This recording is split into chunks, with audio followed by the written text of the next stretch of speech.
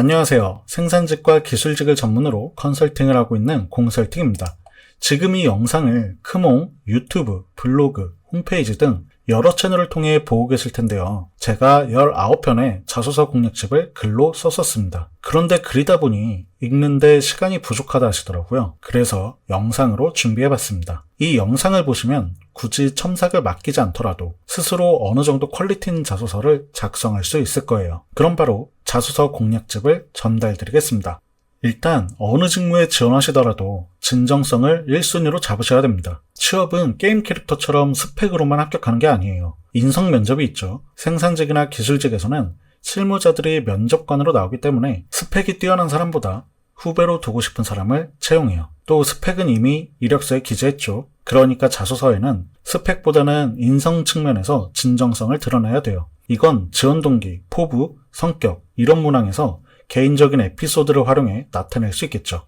지난 3년간 106개 기업의 생산직, 기술직 자소서 문항을 분석해보면 지원 동기가 압도적으로 많이 출제됐어요. 많은 분들이 어려워하는 문항인데 생각보다 쉽습니다. 정답이 정해져 있어요. 지원 동기는 작성하는 방법이 딱 3가지밖에 없거든요.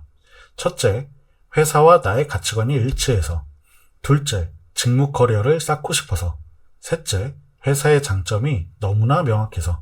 가치관은 회사 채용 홈페이지 말고 회사 홈페이지에 들어가서 기업 비전, CEO 인사말에서 발췌해야 돼요. 그리고 그 비전을 실현한다면 내 가치관이나 인생 목표를 실현할 수 있다는 맥락으로 작성하시면 됩니다. 직무 커리어는 생산직에 지원하신다면 제외하는 게 좋아요. 기술직은 전기든 기계든 기술 경력을 계속 쌓아갈 수 있는 반면에 생산직은 이직을 하면 아예 리셋되는 경우가 많거든요. 생산직 말고 생산 기술직이라고 칭하는 기업들은 사용하셔도 됩니다.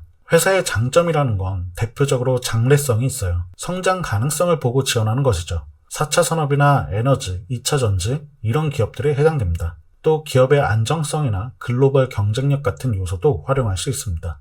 지원 동기 다음에는 포부를 묻는 문항이 많이 출제됐어요. 이건 시점을 나눠서 작성하면 편합니다. 입사 직후, 향후 이렇게 2단계로 나눌 수도 있고요. 글자 수가 많다면 신입사원, 5년 후, 10년 후 시점으로 나눠서 생각해도 좋습니다. 이때 각 시점마다 자신의 직책이나 위치가 달라진다는 점을 아셔야 돼요. 신입사원은 배우는 입장이 크죠. 일단 부서에서 1인분조차 못하는 상태예요. 그리고 5년쯤 됐을 때는 부서에서 가장 많이 일을 할 때입니다. 군대로 치면 상병쯤이죠. 10년 정도 되면 어느 정도 직급이 있고 일을 조금 덜 해요. 하지만 부서의 방향성을 제시한다거나 새로운 기술을 도입하는 등 성과 차원이 달라져야 합니다. 그 다음 직무 역량 문항인데요. 여기서 실수를 많이 하십니다.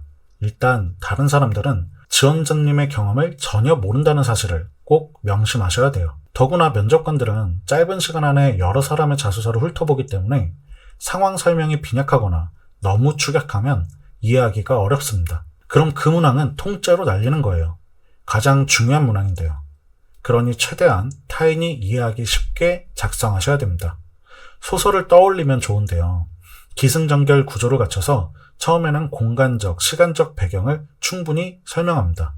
마찬가지로 자소서에서도 내가 처했던 상황을 이미지 그리듯 설명하고 어떤 행동을 했는지 구체적으로 서술하셔야 돼요. 또 가독성이 중요하겠죠. 이 문항만큼은 첨삭을 맡기면 상당히 퀄리티가 좋아집니다. 혼자 작성하실 때는 먼저 주제를 한 문장으로 정하세요. 면접관이 내용을 이해하지 못하더라도 이 한 문장만 보고 직무 역량을 바로 파악할 수 있도록 만들면 어느 정도 보완할 수 있습니다. 협업이나 목표 달성을 묻는 문항에서는 정말 당혹스러운 실수를 많이 하세요. 협업인데 협력 요소는 다 빠져 있고 혼자서 리더십을 발휘했거나 갈등을 중재한 이야기를 쓰는 경우가 있어요. 이건 협업이 아니죠. 자동차를 예를 들어볼게요.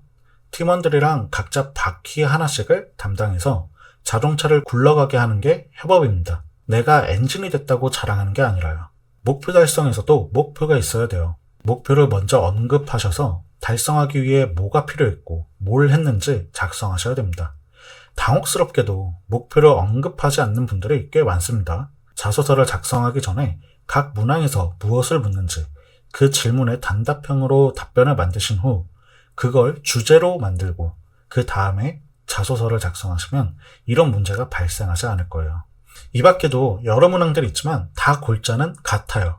어떤 경험이든 견해든 그걸로만 끝내는 게 아니라 회사와 직무에 어떤 기업 포인트로 작용할지를 언급하시면 깔끔하게 마무리할 수 있습니다. 이걸 잘하려면 기업과 직무 분석을 먼저 하셔야겠죠. 취업 커뮤니티에서 다른 사람들의 이야기를 듣는 게 아니라 스스로 회사 홈페이지와 최근 뉴스들을 검색하면서 자신만의 견해를 구축하셨으면 좋겠습니다.